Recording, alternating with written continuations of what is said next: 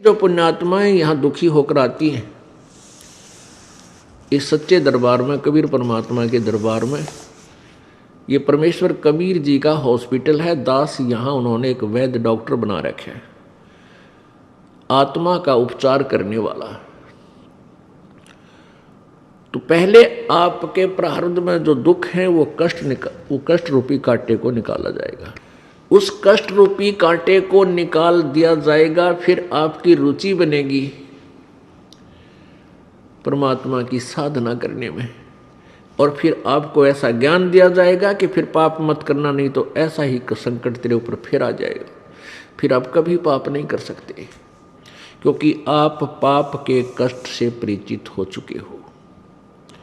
फिर ये राम नाम का जूता आप कभी नहीं निकालोगे, यानी भक्ति का, परमात्मा के नाम को खंडित नहीं करोगे। कुछ प्राणी सुखी हैं और वो भी यहाँ आते हैं, उनको केवल आत्म कल्याण का ही उद्देश्य रखते हुए वो यहाँ आते हैं, उनको आत्म कल्याण का ही उद्देश्य होता है, उनको भी उपदेश दिया जाता है। लेकिन वो बहुत ही अच्छी पुण्यात्मा होगी तो मार्ग पर ठीक लग जाती है, नहीं तो कुछ, क्योंकि वो पहले सुखी है, फिर परमात्मा के चरणों में आने से उसको और सुख मिलता है, पुण्य पाप नाश हो जाते हैं, तो वो संकटों से परिचित नहीं होता। कुछ दिनों के बाद सत्संग में आना कुछ कम हो जाएगा, और फिर कुछ ऐसे व्यक्तियों से उसका मेल मिलाप हो जाएगा, वो फिर भक्ति छोड़ देता है, वो चला जाता है। परमात्मा कहते हैं इतना सुख भी ना दे भगवान। कबीर भगवान जी अपनी अमृत वाणी में, अपने मुख से उच्चारित उस अमर वाणी में अपने ही ऊपर वाणी बोलकर हमें समझा रहे हैं।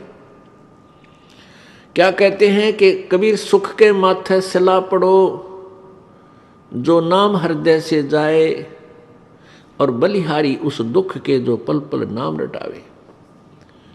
परमेश्वर कहते हैं हे भगवान, इसे सुख का आग लगे जो आपसे दूर करे, और ऐसा कष्ट हमारे ऊपर रखना प्रभु, तेरी याद बनी रहे। बलिहारी हो उस दुख के जो भगवान याद दिवावे।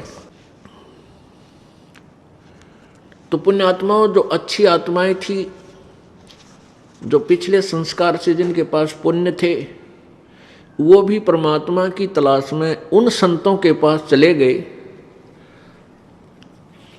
जो नकली साधना बताते हैं, और उनका सिद्धांत यही है कि किए हुए कर्म का भोग तो जीव को भोगना ही पड़ता है,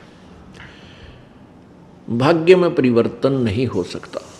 जब हम दुखी हैं और परमात्मा के साधना से पाप नाश नहीं होते, संकट निवारण नहीं होते, तो भक्ति की आवश्यकता समाप्त हो जाएगी, परमात्मा की आवश्यकता ही नहीं रहेगी। दुखी दुखी रहेगा, सुखी सुखी ही रहेगा, तो फिर भगवान की भक्ति की आवश्यकता ही नहीं है। इस कारण से उन नकली संतों और मनमुखी अपने सुनी सुनाई दंत कथाओं के आधार पर इन मंदिर मस्जिद गुरुद्वारों और चर्चों मंदिरों मड़ियों में, मज़ारों पर, तीर्थों पर स्नानार्थ या भक्तियार्थ जाने से लाभ कोई हुआ नहीं, भक्त जन नास्तिक हो गए। अब इतने नास्तिक हो गए कि भगवान की तरफ उनकी रुचि भी नहीं बनती, और संकट निवारण के लिए उन्होंने कौन सा प्रोसीजर अपना लिया। धनी बनने के लिए तो चोरी ठगी मिलावट रिश्वत शुरू कर दी, और संकट बुलाने के लिए गुट्टी सुट्टी शुरू कर दी, शराब पीनी या सुल्फा पीना या नशे की गोलियां खानी शुरू कर दी। तो उन अपराधी संतों के द्वारा समाज में कितना विष घोल दिया गया, जो परमात्मा से परिचित नहीं और संत पद पर विराजमान है, वो अपराधी प्राणी है, क्योंकि वो मनुष्य जीवन को बर्बाद करवा रहे हैं। मनुष्य जीवन की कोई कीमत नहीं, कोई भी कीमत नहीं, इतना अनमोल है। और जो ऐसे अनमोल धन को व्यर्थ करता है, वो कितना पापी होगा, कितना दोषी होगा। ये तो परमात्मा आगे अकाउंट लेगा, उसका लेखा लेगा। वहां पता चलेगा उस नकली गुरु को। गुरु का अर्थ होता है मार्गदर्शक। और किसी व्यक्ति ने अपने घर जाना है और किसी से वो मार्ग पूछ रहा है और उस नालायक ने उसको उसके अपने घर के विपरीत दिशा बता दी, उसके घर के विपरीत मार्ग बता दिया। उसने विश्वास किया यात्री ने उस नालायक की बातों पर और दूसरी दिशा पकड़ कर उधर को चल दिया, तो कितना पाप लगा उसको। सारा दिन व्यर्थ हुआ, उल्टी दिशा में सफर किया।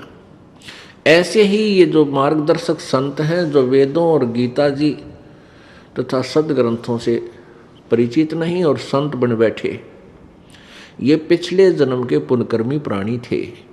ये जो संत पद पर हैं, गुरु पद पर हैं, ये कौन थे?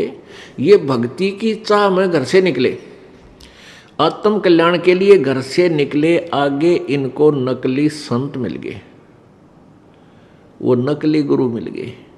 उन नकली गुरुओं में क्योंकि वो अच्छी आत्माएं थी, उन गुरुओं के साथ उनका एक नेक नाता भी बन गया और उनकी पिछले पुण्य कर्मों के कारण उनका स्वभाव भी अच्छा, उनकी लगन भी अच्छी देख करके किसी को तो उत्तराधिकारी बना दिया, किसी को प्रचारक बना दिया उस अज्ञान का। वो भोली आत्मा फिर आगे दुनिया को गुमराह करने लग गए, अपना कल्याण तब भूल गए, औरों का कल्याण में लग गए, जबकि स्वयं ज्ञान नहीं। और पूरी पृथ्वी पर अब यही व्यवस्था बनी हुई है, किसी भी संत के पास यथार्थ ज्ञान नहीं और सभी गुरु बने हुए हैं। गुरु का अर्थ होता है मार्गदर्शक, यथार्थ ज्ञान देने वाले। तो पुण्यात्माओं, वो महादोषी हैं और आप जी का जीवन बर्बाद हो रहा है। अब वहाँ जो 10, 15, 20 वर्ष से लगे हुए थे उन संतों, नकली संतों के पास, उनकी पुण्य कमाई जो थी वो समाप्त हुई। अब उनकी दुर्गति शुरू होगी। उन पंथों में दुखी हुए प्राणी अब यहाँ आ रहे हैं, अपनी गाथा बता रहे हैं कि मेरे पास सब सुख था, अच्छा व्यवसाय था, खूब दान करते थे, वहाँ सेवा भी करते थे, महीने में जाते थे, हफ्ते में जाते थे, और सब कुछ लुट गया। मानसिक परेशानी होगी, घर में भी कष्ट, भूत बोलने लग गए। और तेरा गजब है। अब पुण्यात्माओं, वो अच्छा समय उन नालायक संतों ने बर्बाद करवा दिया। पहले तो जो उनको सुख था 10, 5, 20 वर्ष तो इसलिए रुके रहे कि हमारे घर में सुख हो रहा है, और वो हो रहा था उनके पिछले पुण्य से। जब वो पुण्य खत्म हो गए तो पाप का दौर शुरू हुआ। पाप का दौर शुरू हुआ तो उन संतों के पास समाधान नहीं कि वो प्रारब्ध में यानी किस्मत में आए संकट को वो निवारण कर दें। अब फिर वो उनकी थ्योरी, उनका सिद्धांत सुन करके कर्म तो भोगना ही पड़ता है, इसलिए फिर कुछ दिन वहीं पड़े रहते हैं कि भी यूँ कहते हैं कर्म का दंड तो भोगना ही पड़ता है, इसलिए कोई बात नहीं, ये भी भोगेंगे।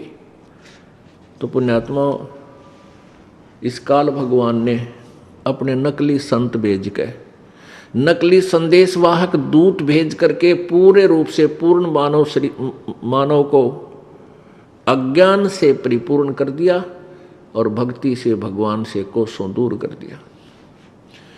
अब इस दास के सामने यही समस्या आ रही है कि सभी संत सदग्रंथों के विपरीत ज्ञान दे रहे हैं, विपरीत समाधान बता रहे हैं, और इस विषय में केवल एक ही दास है, ये सबको सत्य ज्ञान देता है, शास्त्र अनुकूल साधना बताता है। तो दूसरे संत जन इससे क्षुब्ध होते हैं कि वो हमारी आलोचना करता है। आलोचना करना तो पाप है, लेकिन सत्य कहना पुण्य होता है। कहते हैं सत्य बराबर पुण्य नहीं और झूठ बराबर पाप। जो सत्य कहते हैं उनको बहुत पुण्य होता है, जो झूठी झूठ बोलते हैं, झूठा ज्ञान देते हैं, झूठा मंत्र, रॉन्ग मंत्र देते हैं, उन जैसा पाप नहीं, उनको महापाप है।